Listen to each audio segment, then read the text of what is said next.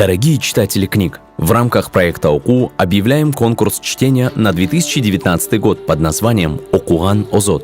Конкурс будет проводиться по следующим книгам, подготовленным издательским домом «Дилязык». Первый том книги «Чарьяр», эпос Манас в варианте Акбая Каралаева, наставник человечества Мухаммад, да будет мир ему. Регистрация на конкурс будет проводиться до 20 марта, а тестирование пройдет 31 марта.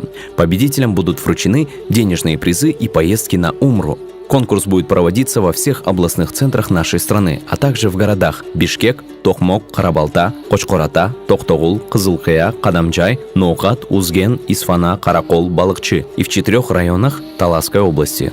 Номер регистрации 0509 82 28 82 0772 82 28 82. WhatsApp номер 0559 82 28 82. Телефон для справок 0509 32 32 34.